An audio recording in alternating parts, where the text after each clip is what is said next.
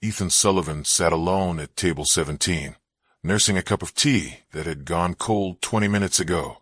Around him, the wedding reception hummed with life, laughter, clinking glasses, champagne toasts, the DJ announcing the father-daughter dance. He was an island of stillness and a sea of celebration. 3 years. 3 years since his wife Rachel had died, and he still couldn't sit at a wedding without feeling the weight of her absence pressing against his chest like a physical thing. He should leave. No one would notice. He'd done his duty, showed his face, congratulated the couple, signed the guest book.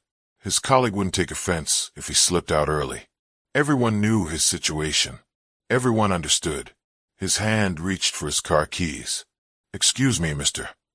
Ethan looked up. 3 identical little girls stood at his table, maybe 6 years old, with matching blonde curls tied back with pink ribbons. They wore pale pink dresses that matched their ribbons, and they were staring at him with the kind of intense focus usually reserved for mission-critical operations. "Are you lost?" Ethan asked, glancing around for a frantic parent. "Do you need help finding your mom or dad?" "We found you on purpose," the girl on the left said. "We've been looking for someone like you all night," the middle one added. "And you're perfect," the right one finished. Ethan blinked. Perfect for what? The 3 girls exchanged glances, one of those silent sibling conversations that seem to involve telepathy. And then, in perfect synchronization, they leaned forward, close enough that Ethan could smell strawberry shampoo. Their voices dropped to urgent whispers. "We need you to pretend you're our father. Before we continue, please tell us where in the world are you tuning in from. We love seeing how far our stories travel." Ethan's brain stuttered to a complete halt. "I'm sorry, what?" "Just for tonight," the left girl clarified quickly. "Just until the party's over. Then you can go back to being a stranger, and we'll never bother you again. We promise. We'll even pay you," the middle one said, producing a crumpled $5 bill from somewhere in her dress. "This is everything we have, but it's yours." Ethan set down his teacup carefully, like it might shatter. "Girls, I think there's been some kind of misunderstanding. I can't just—" "Please." The right one's eyes were suddenly bright, with unshed tears. "Our mom is so lonely. She sits by herself at every wedding, every party, every event. People look at her with these sad faces, because she doesn't have a husband, because we don't have a dad. And she smiles and pretends she's fine, but she's not fine. We can see it." Something in Ethan's chest cracked wide open. He knew that smile. Had wanted himself for 3 years. The smile that said, "I'm okay," when you were absolutely, definitely not okay. "Where's your mom?" he heard himself ask. All 3 girls pointed in perfect unison across the reception hall. Near the bar stood a woman in a red dress that stopped Ethan's heart mid-beat. Not because it was revealing. It was actually quite modest, with elegant long sleeves and a high neckline, but because she was so stunning it felt almost unfair to everyone else in the room. Blonde hair swept up in a classic updo, the kind of timeless beauty that belonged in old Hollywood films, and that same smile Ethan had just been thinking about, the one that didn't quite reach her eyes. She was holding a glass of wine, standing alone while groups of people chatted and laughed around her, creating an invisible barrier she clearly wasn't part of. Ethan recognized the stance immediately.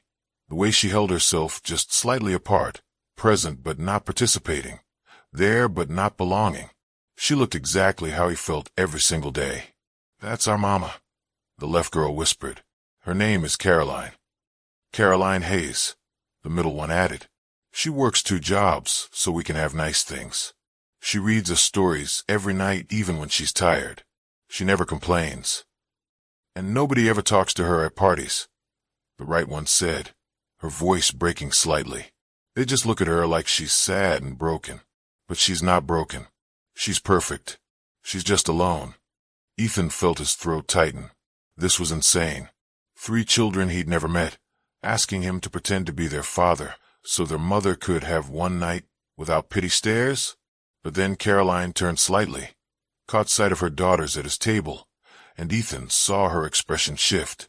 Surprise, concern, that flash of maternal panic, followed immediately by resignation, the look of a parent who'd chased wandering children through too many public places. She set down her wine glass and started walking toward them, red heels clicking on hardwood.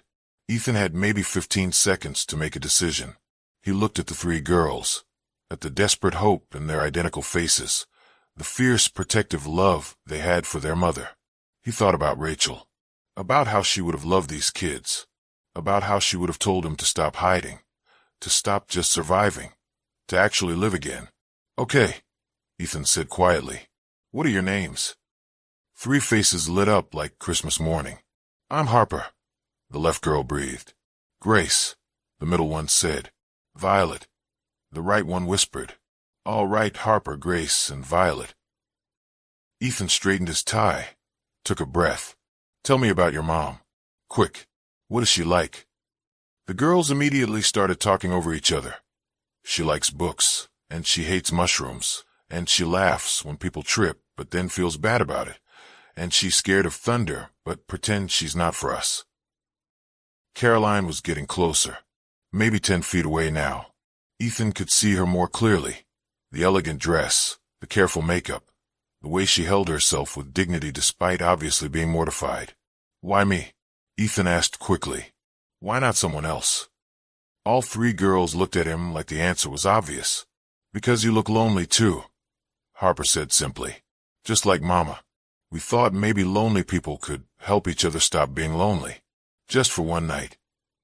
And that might have been the most insightful thing anyone had said to Ethan in 3 years.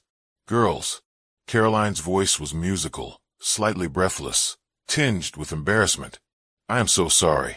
I hope they weren't bothering you." She was even more beautiful up close. Not magazine cover beautiful. Something warmer than that. Real. The kind of beauty that came with laugh lines and a face that had lived a full life. Ethan stood, the way his mother had taught him. "They weren't bothering me at all. Actually, I was just asking them if it would be okay if I joined your table. Sitting alone at weddings is depressing." Caroline's eyes widened. Surprise flickered across her face, followed by confusion, followed by something that looked dangerously like hope before she shut it down. "Oh, you don't have to, I mean, they probably cornered you." "They didn't corner anyone," Ethan lied smoothly. He gestured to his abandoned teacup. "I've been sitting here trying to work up the courage to introduce myself to the beautiful woman in the red dress. Your daughters just gave me the perfect excuse." Caroline's cheeks flushed pink, and for just a second, that fake smile became real. "I'm Caroline," she said, extending her hand. "Caroline Hayes. And these troublemakers are my daughters." "Harper, Grace, and Violet," Ethan finished, shaking her hand. Her skin was soft and warm. They already introduced themselves. "I'm Ethan. Ethan Sullivan." Behind Caroline's back, where she couldn't see, all three girls were giving Ethan enthusiastic thumbs up. This was either going to be a disaster or the best decision he'd made in 3 years. Probably both. Caroline led him to her table, number 23, tucked in a corner that felt deliberately chosen for its invisibility. Ethan held her chair, an automatic gesture his mother had drilled into him as a boy, and saw surprise flicker across Caroline's face, like she wasn't used to men doing small courtesies.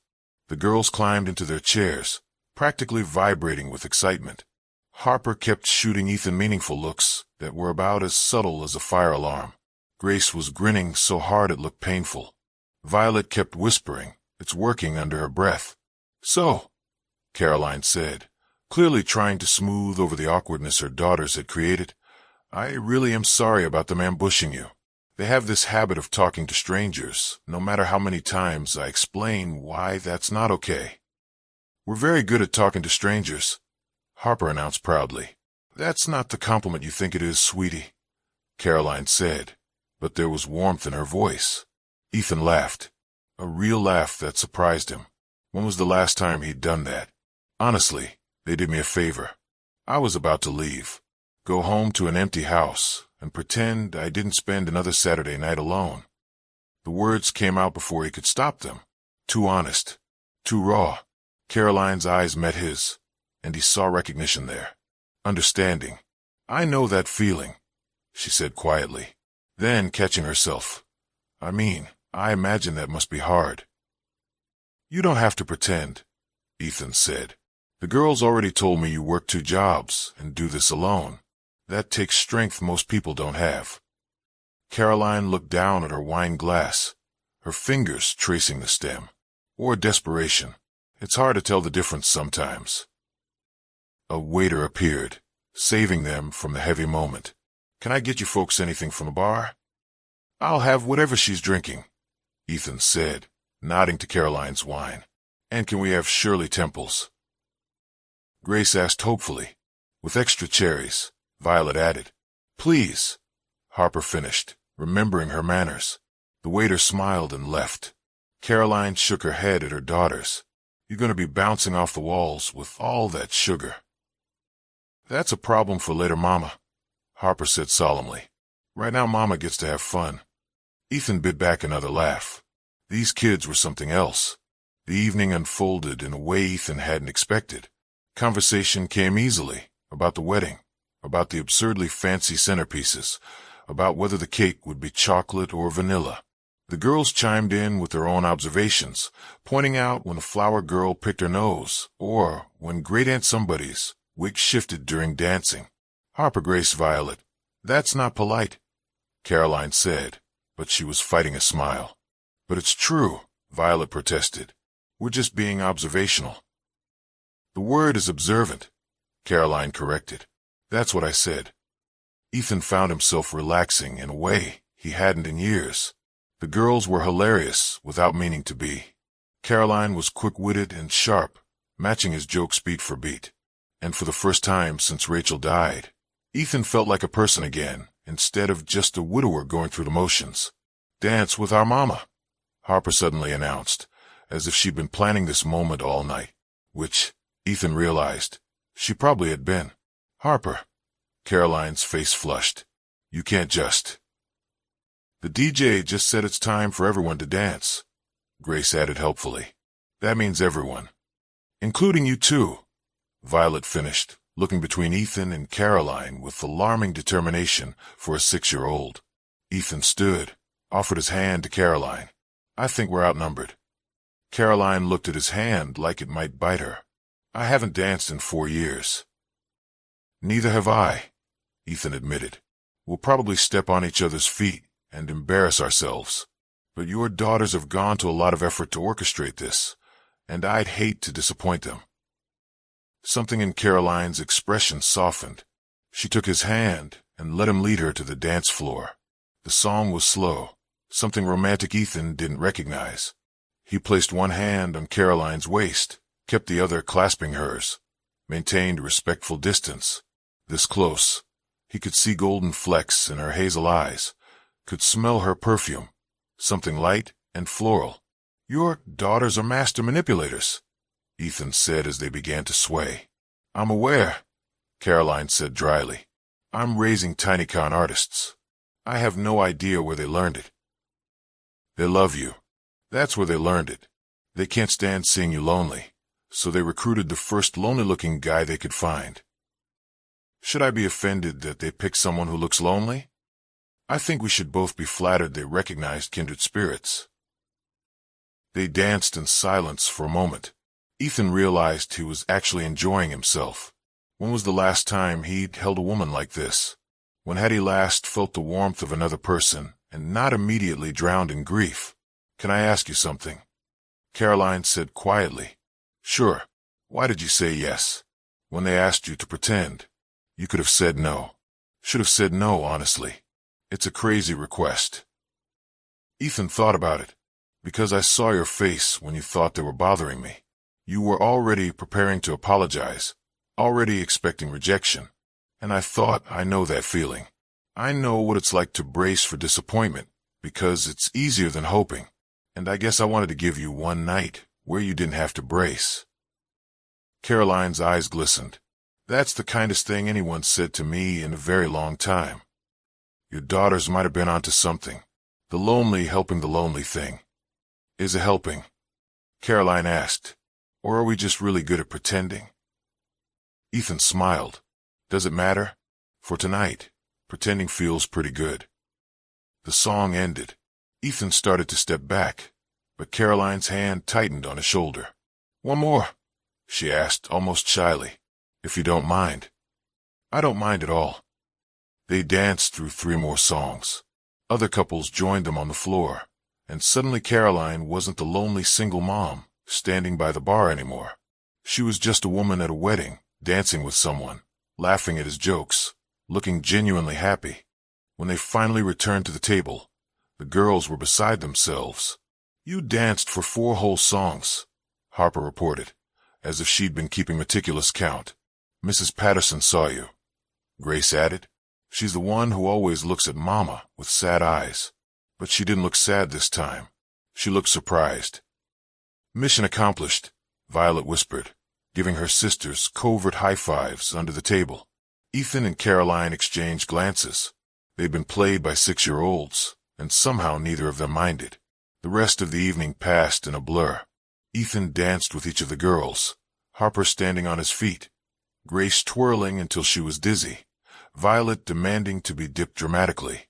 He made Caroline laugh, so hard she snorted, which made her laugh harder. They shared a piece of wedding cake that was definitely vanilla, settling the earlier debate. And for 4 hours, Ethan forgot he was a widower. Caroline forgot she was a struggling single mother. They were just 2 people enjoying an evening, aided by 3 tiny matchmakers who looked immensely proud of themselves. When the reception started winding down, reality crept back in. The DJ announced last call. Guests began gathering coats and purses. The spell was breaking. "I should get them home," Caroline said, glancing at her daughters, who were starting to droop despite the sugar. "It's past their bedtime." "Of course." Ethan stood, suddenly unsure. Did he ask for a number? Pretend this never happened? What was the protocol for a fake date orchestrated by children? Before he could decide, Harper appeared at his elbow. "Mr. Ethan," she said very seriously, "thank you for being our pretend daddy tonight. You were really good at it." Something in Ethan's chest cracked. "You're welcome, Harper. Thank you for picking me." "We didn't pick wrong, did we?" Grace asked, looking between him and her mother. "You had fun, right?" "We had fun," Caroline confirmed, her voice soft. "Then you should see each other again," Violet announced, as if it was the most logical conclusion in the world. "That's what grown-ups do when they have fun together. They have more fun together later." Caroline's face flushed. "Violet, you can't just—" "She's not wrong," Ethan interrupted. He looked at Caroline, his heart hammering. "I know this whole thing started as pretend, but I haven't enjoyed an evening this much in 3 years, and I'd like to see you again. For real this time. No pretending. Just you and me, and probably these 3 in the background orchestrating everything." "Definitely orchestrating," Harper confirmed. Caroline bit her lip, and Ethan could see her wavering, wanting to say yes, but scared to hope. "One coffee," Ethan said. "That's all I'm asking. You pick the time and place. Bring the girls if that makes you more comfortable. And if it's terrible, we'll part as friends and chalk this up to a weird but nice evening. But if it's not terrible—" "It won't be terrible," Grace said confidently. "Grace, hush," Caroline said, but she was smiling. That real smile, the one that reached her eyes. She pulled out her phone. "Okay, 1 coffee. But I'm warning you, in the light of day, without the romance of a wedding, I'm actually pretty boring." "I seriously doubt that," Ethan said, entering his number into her phone. She texted him immediately, a simple "Hi, it's Caroline." So he'd have her number too. "I'll text you tomorrow," Ethan promised. "We'll figure out when works for you." Caroline nodded, gathering her daughters. But before they left, she did something that surprised both of them. She stood on her tiptoes and kissed Ethan's cheek. Just briefly. Just enough to leave the ghost of warmth against his skin. "Thank you," she whispered, "for playing along, for making tonight special, for being kind." Then she was gone, herding 3 tired girls toward the parking lot, leaving Ethan standing alone on the dance floor with his hand pressed to his cheek and something that felt dangerously like hope blooming in his chest. That night, Ethan lay in bed staring at his ceiling, unable to sleep. His phone sat on his nightstand, Caroline's number glowing in his recent texts. He thought about Rachel, about how she'd been gone for 3 years, about how she would have wanted him to be happy, would have told him to stop existing and start living. His phone buzzed. A text from Caroline, sent at 11:47 p.m. when he should have been asleep. The girls won't stop talking about you. They're calling you their project. Fair warning, if we do have coffee, they're going to consider it a huge victory and become unbearable. Ethan smiled in the darkness and typed back, "Tell them their project is already a success. I haven't smiled this much in years. Also, I insist on buying. That $5 they offered me is burning a hole in my pocket." Caroline's response came quickly. "They'll want that $5 back. They're saving up for a kitten I've said no to approximately 700 times. What if I buy the coffee and contribute to the kitten fund? Then you're definitely trying to bribe your way into our good graces." "Is it working?" A long pause. Ethan held his breath. "Yes. Coffee on Tuesday. There's a place near my work. 3 p.m. I'll be there." Tuesday arrived wrapped in nervous energy. Ethan changed his shirt 3 times, second-guessed his hair, arrived 15 minutes early, and had to sit in his car to avoid looking too eager. Caroline was already there when he walked in, sitting at a corner table with the coffee already in front of her. She'd changed from her nursing scrubs. Her text had mentioned she worked at the hospital, into jeans and a soft blue sweater that made her eyes look more green than hazel. "Hi," Ethan said, suddenly feeling like a teenager on his first date. "Hi," Caroline replied, and he could see she was just as nervous. "I ordered already. I hope that's okay. I have to pick the girls up from school at 4:30, so I wanted to maximize our time." Smart thinking. Ethan ordered at the counter, black coffee, nothing fancy, and returned to the table. For the first few minutes, conversation was stilted. Without the wedding atmosphere and the girls as buffers, they were just two strangers trying to figure out what to say to each other. But then Caroline asked about his work. Ethan was an architect, and he asked about hers, and somehow they fell into the same easy rhythm from Saturday night. She told him about difficult patients and impossible shifts. He told her about a client who wanted a house that defied the laws of physics. They laughed at the same stories, groaned at the same frustrations. "Can I ask you something?" Caroline said after a while. "Sure. Your wife. How long has it been?" Ethan didn't flinch at the directness. He appreciated it, actually. 3 years. Heart attack. She was only 35. No warning, no history. One day she was here, and the next she wasn't. Caroline reached across the table and squeezed his hand briefly. "I'm so sorry. What about the girl's father?" Ethan asked. "Fair was fair. Left when they were 6 months old," Caroline said matter-of-factly. Said 3 babies was more than he'd signed up for. "I haven't heard from him in almost 6 years. No child support, no birthday cards. Nothing. His loss," Ethan said fiercely. "That's what I tell myself on the hard days." Caroline smiled, but it was tinged with sadness. "The girls ask about him sometimes. I don't know what to say except that he's missing out on knowing the 3 most amazing people in the world." "You're raising them alone. 2 jobs. That's incredible." "It's survival," Caroline corrected. "Some days I barely keep it together. I burn dinner, forget permission slips, show up to school events in my scrubs, because I didn't have time to change. I'm not winning any Mother of the Year awards." "Your daughters adore you," Ethan said.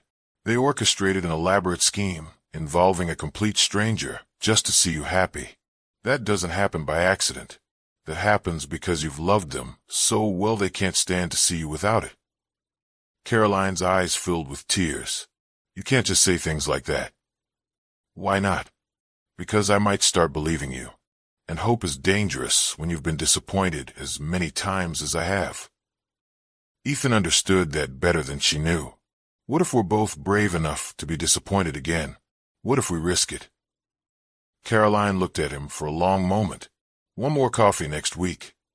"Yes. And maybe, If that goes well, dinner? Definitely.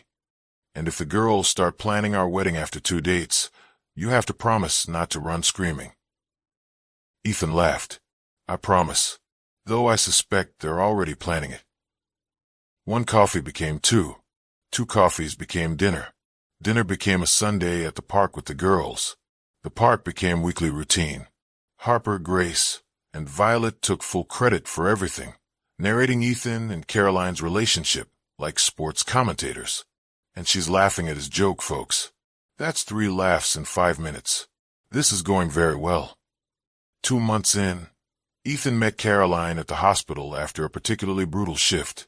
She walked out looking exhausted, her hair escaping its ponytail, still in her scrubs. Bad day, Ethan asked.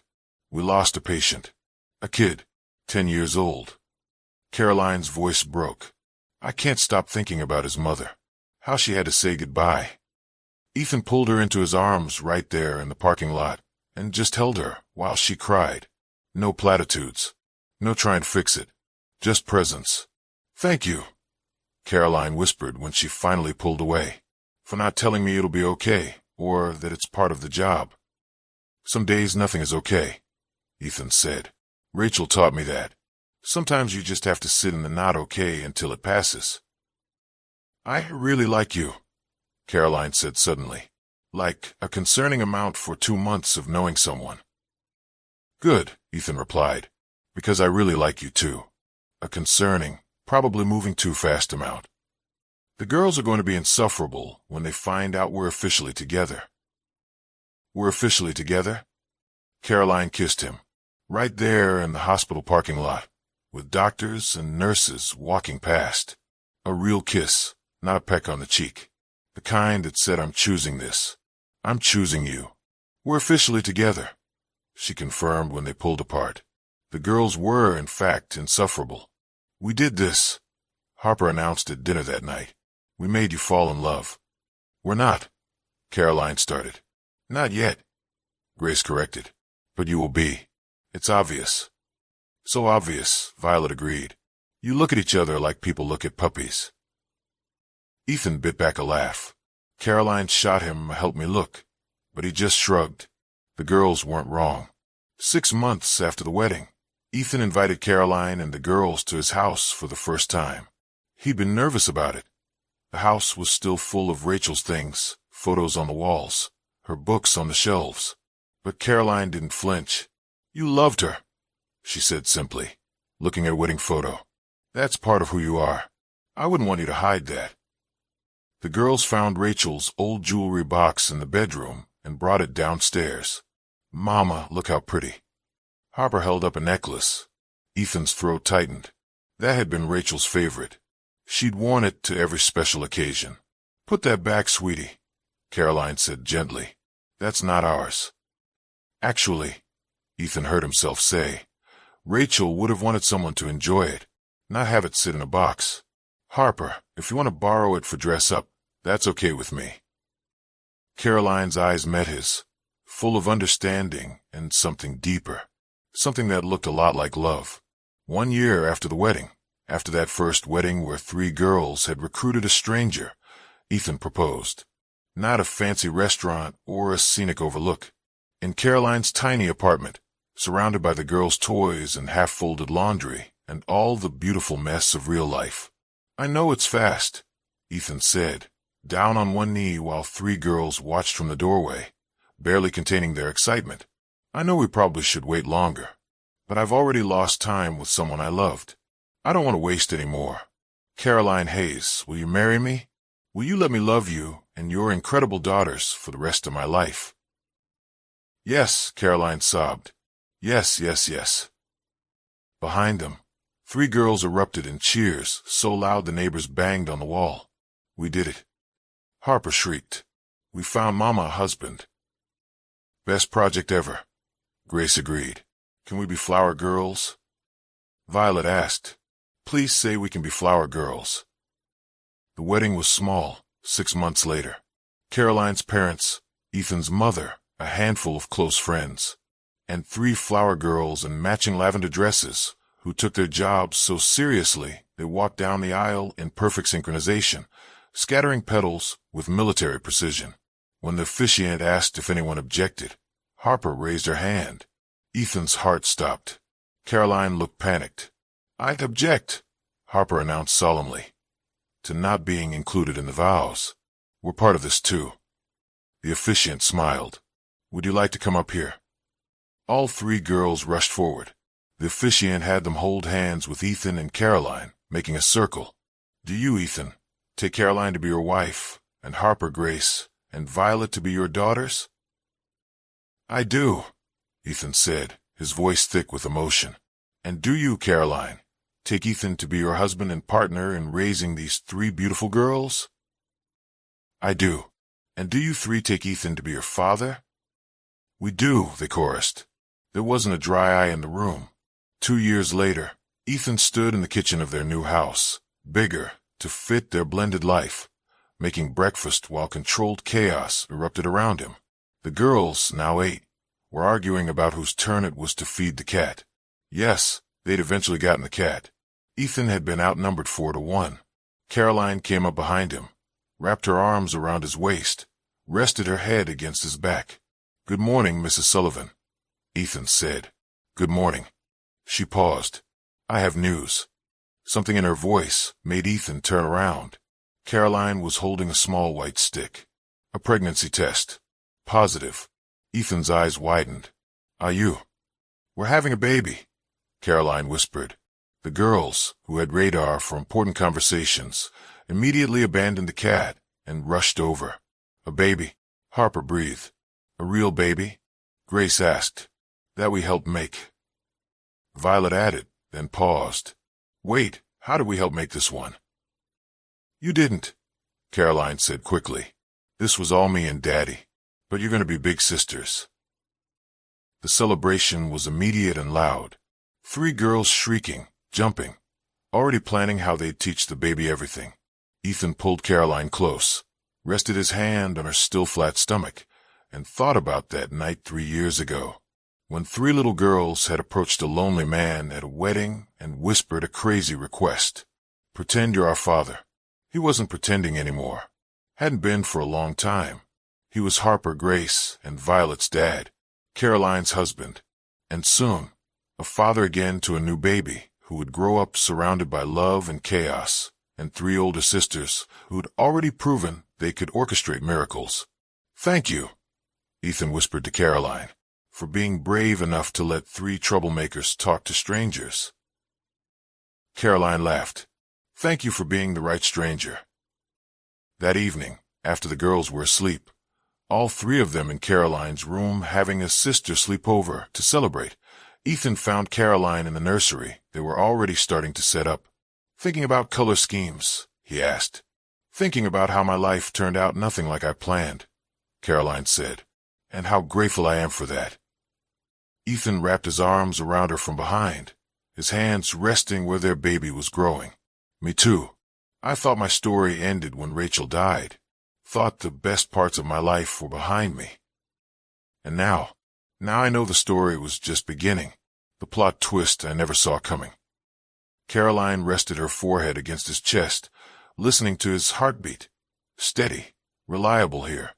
Can I tell you something I've never told anyone?" "Always." "That night at the wedding, when the girls approached you, I saw it happen from across the room." Caroline's voice was quiet. "I watched them walk up to your table, saw them lean in and whisper, and I knew they were up to something." Ethan pulled back slightly to look at her face. "Why didn't you stop them?" "Because for a split second I hoped." Caroline's eyes glistened. "I hoped they'd found someone kind, someone who wouldn't laugh at them or dismiss them, someone who might actually see me. And when I started walking over and you stood up, when you smiled at them like they mattered, I thought maybe, just maybe, you were testing me," Ethan realized. "No, I was praying you'd pass a test I didn't even know I was giving." Caroline touched his face gently. Every man I'd ever met after their father left, they saw 3 kids as baggage, as complications, as deal breakers. But you looked to Harper, Grace, and Violet like they were a gift, Like they made me more, not less. Ethan's throat tightened. They did make you more. They made you everything. The girls told me something else, Caroline continued. When they were planning their scheme, Harper said they weren't just looking for someone nice. They were looking for someone who looked like he needed saving too. Someone who understood what it felt like to be broken. Smart kids. The smartest. Caroline smiled through tears. They said you were the fifth man they'd considered approaching that night. The first four all looked confident, happy, complete. But you look like us. Lost. Trying. Hopeful despite everything. Ethan thought about that night. About sitting alone with cold tea. About being ready to leave before three little girls changed his entire life. I almost said no. Did they tell you that? No.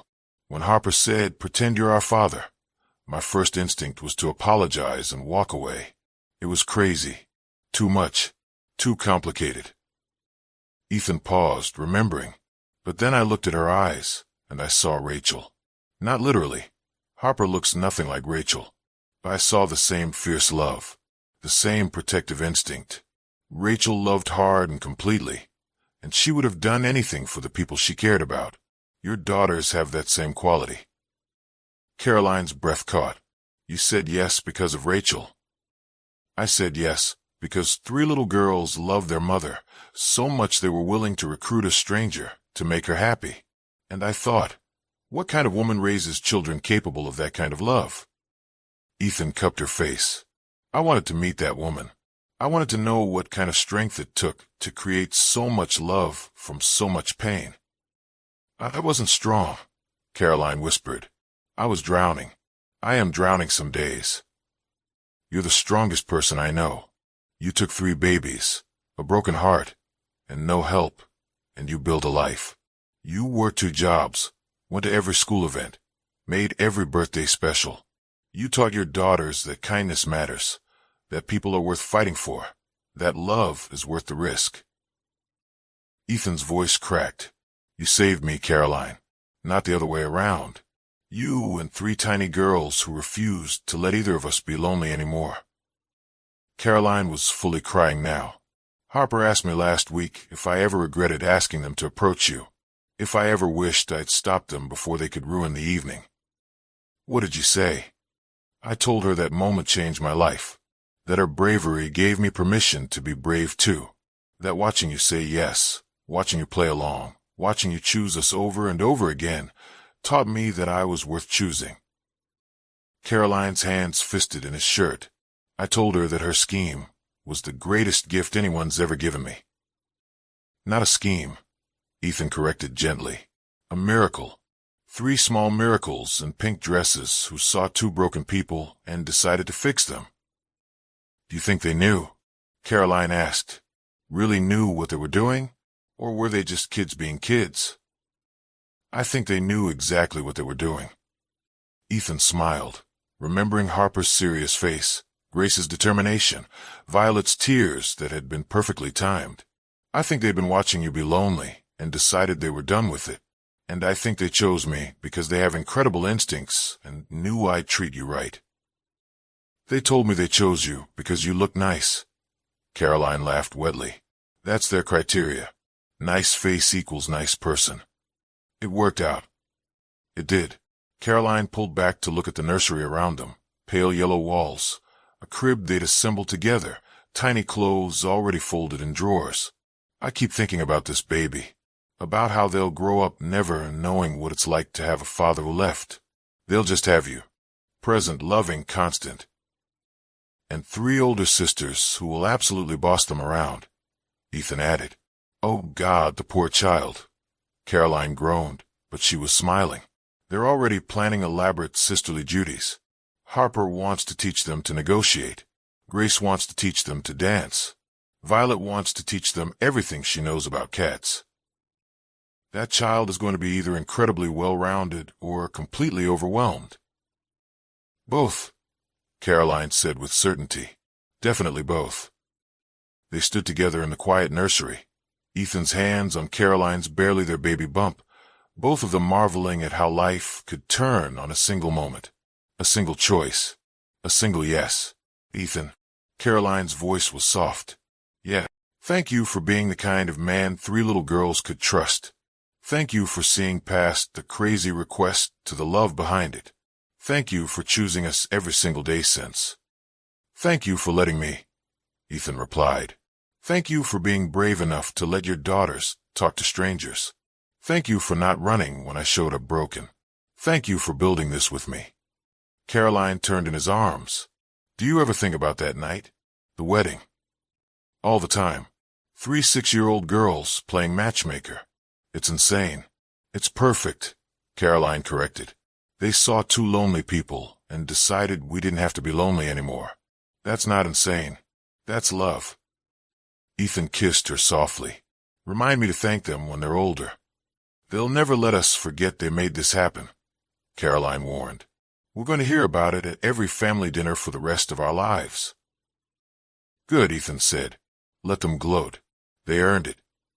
10 years later, Ethan sat at a wedding, his daughter Harper's wedding, watching her dance with her new husband. Grace and Violet stood beside him, all 3 of them grown now, beautiful and confident, and so much like their mother, it made his heart ache in the best way. Caroline slipped her hand into his, her wedding ring catching the light.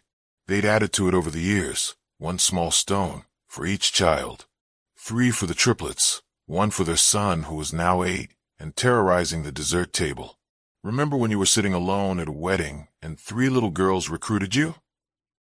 Caroline asked. Best recruitment of my life, Ethan said. Harper told me she and her sisters planned that, Caroline admitted. They'd been watching me be lonely for months. Planned the whole thing. Even practiced their pitch. Ethan laughed. I know. Harper confessed when she turned 16. Said it was her first successful tactical operation and inspired her to go into event planning. Our daughters are masterminds. They get it from their mother. On the dance floor, Harper caught sight of them and waved. Grace and Violet joined their sister, and all 3 raised their glasses in a silent toast. To the stranger their mother married, to the man who became their father, to the family built on a whispered request and the courage to say yes. Ethan raised his glass back. Some love stories start with love at first sight. Some start with grand gestures or fate or careful planning. Theirs started with 3 little girls, a lonely man, and a whispered plea. Pretend you're our father. He'd stopped pretending a long time ago. Now it was just real. Beautifully, chaotically, perfectly real. If this story touched your heart the way it touched mine, please don't let it end here. Let it remind you that kindness still matters, compassion still changes lives, and hope is never wasted. Subscribe and be part of our Heart Echo Stories family, where every story lifts the spirit and reminds us that light always finds its way back. And if this moment moved you, share it, because sometimes sharing hope is the kindest thing we can do.